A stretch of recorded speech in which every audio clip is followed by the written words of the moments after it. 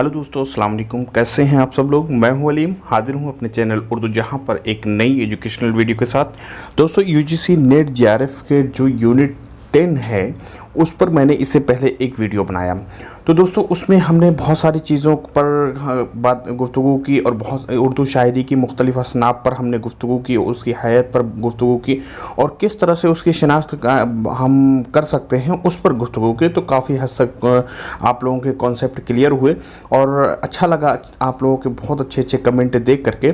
तो उसमें जैसे पिछली वीडियो में हमने एक चीज़ देखी थी कि दोस्तों मुसम्मत, ये जो चीज़ थी हमें नज़र आई मुसम्मत की, तो उसमें कुछ कमेंट ऐसे आए कि मुसम्मत के हमने गलत तारीफ़ कर दी है। बहरहाल तारीफ़ तो गलत थी, ये मैंने भी बाद में देखा, वो फ्लो में बोल गया मुसद्दस के बाद मुसम्मत और मुसम्मन, ये सब गिनती के हिसाब से मैं बोल गया। लेकिन जब मैंने इस लफ्ज़ पर तहक़ीक़ की तो मुझे ये समझ में आया कि मुसम्मत नाम की कोई हैत है ही नहीं। उर्दू शायरी में कोई सिन्फ नहीं है मुसम्मत, ठीक है। ये से यहाँ पे आप जब सिलेबस देखेंगे यूजीसी नेट का तो वहाँ पे से लिखा हुआ है मुसम्मत, लेकिन ये दरअसल से नहीं है, बल्कि इसको होना चाहिए सीन से, ठीक है। मुसम्मत ये होना चाहिए मुसम्मत, ठीक है। तो मुसम्मत जो है, मुसम्मत पढ़िए या मुसम्मत पढ़िए, जो भी है आपका तलफ़ुज़ हो। बहरहाल इसके तलफ़ुज़ पे अभी मैं नहीं देख पाया, लेकिन ये मीम सीन मीम तो है।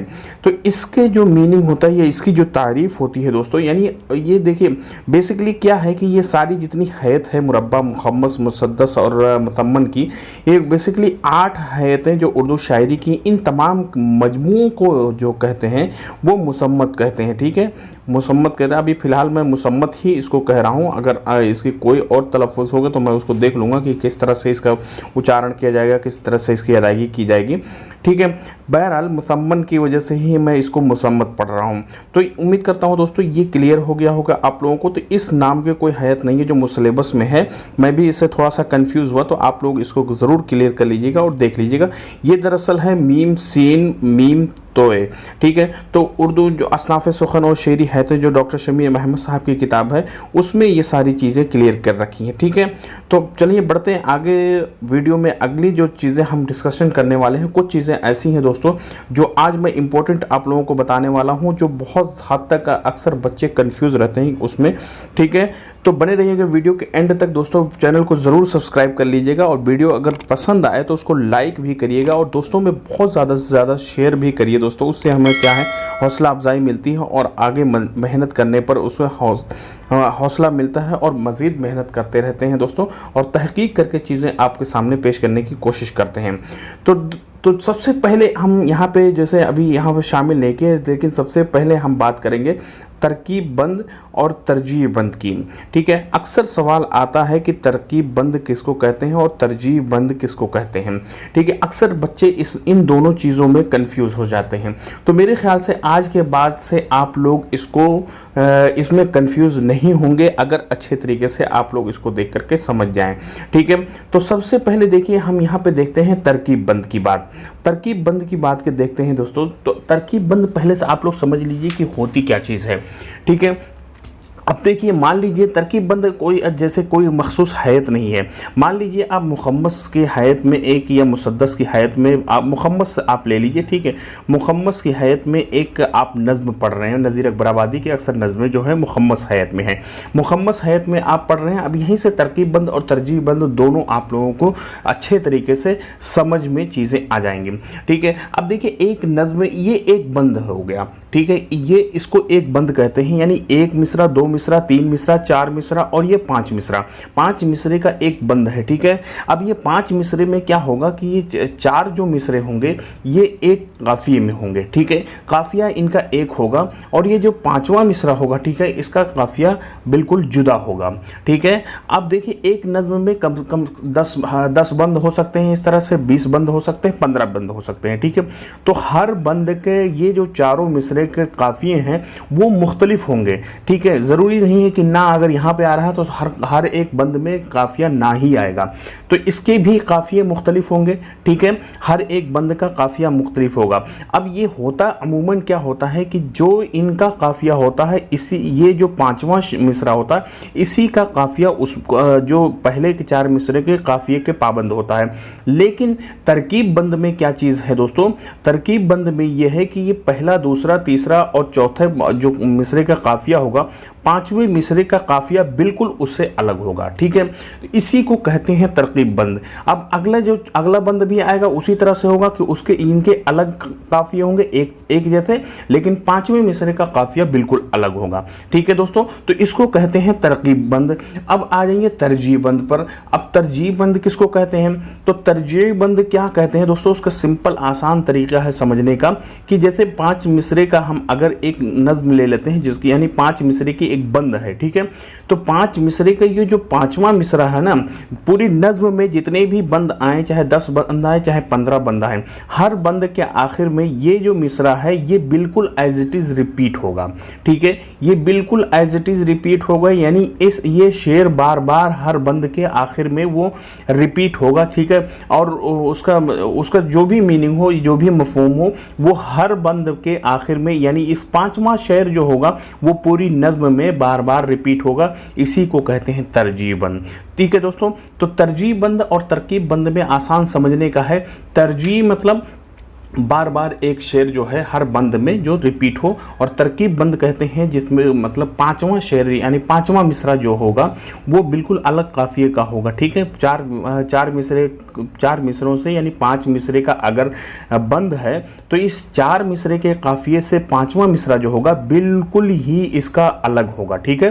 तो इसको कहते हैं आपको तरकीब बंद। तो तरकीब बंद और तरजीह बंद आप लोगों मेरे ख्याल से अच्छे तरीके से समझ में आ गई होंगी चीज़ें।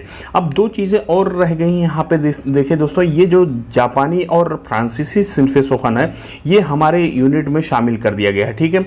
हमारे यूनिट 10 में शामिल कर दिया गया। जदीद शेरी सिनफ़े सुख़न है, उर्दू में बहुत कम बरते गए हैं लेकिन लिखे गए हैं। तो तराइले बेसिकली आप 2 चीज़ें आप सिर्फ इसको याद रखिए, ठीक है। इसी से क्वेश्चन बनते हैं। तराइले जो है एक फ्रांसीसी सिनफ़े सुख़न है, यानी बेसिकली ये फ्रांस की ज़बान से आया है, लेकिन अब तहक़ीक़ ये हो चुकी है कि फ्रांसीसी ओरिजिन ये सिनफ़े सुख़न नहीं है, बल्कि ये मग़रिब की सिनफ़े सुख़न है और मग़रिब की बेशतर ज़बानों में इसका चलन रहा है।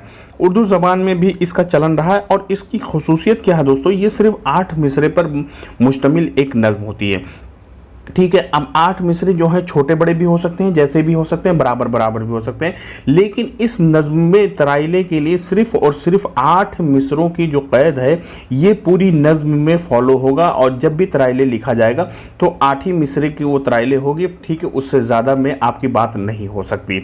अब दूसरी सिनफ़े सुख़न हाइको है या हाको है, जो भी कह लीजिए आप, ठीक है। हाको भी कुछ लोग कहते हैं, कुछ लोग हाइको भी कहते हैं, लेकिन हाइको के नाम से ज़्यादा मशहूर है।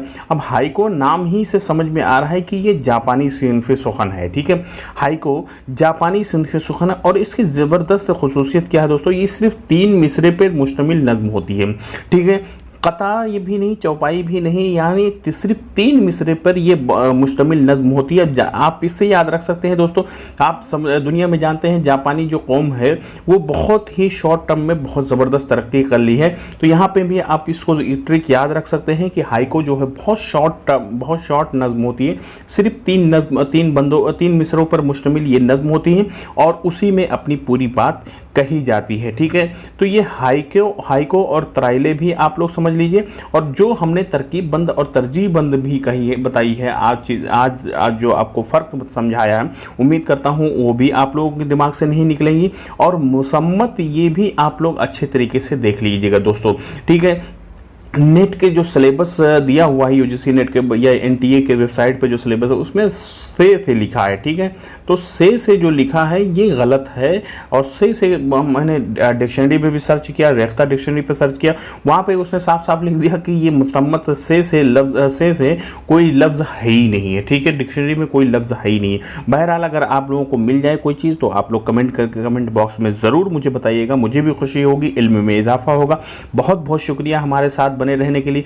और वीडियो कैसे लगी दोस्तों, आप लोग इसको ज़रूर बताने की कोशिश करें, कमेंट ज़रूर करें। मेरी कोशिश रहेगी दोस्तों, हमेशा से कोशिश रहती है कि बेसिक कॉन्सेप्ट जो आप लोगों को मतलब नहीं है क्लियर, वो कॉन्सेप्ट क्लियर करें।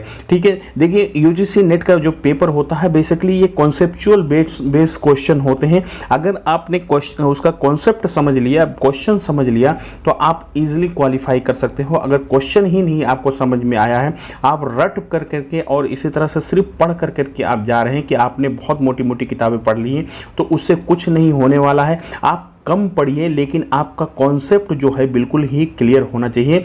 तो कॉन्सेप्चुअल का वीडियो, और मेरी हमेशा से कोशिश रहती है हमारे जितने भी वीडियो हैं हमारे चैनल पे आप सबको देख डालिए।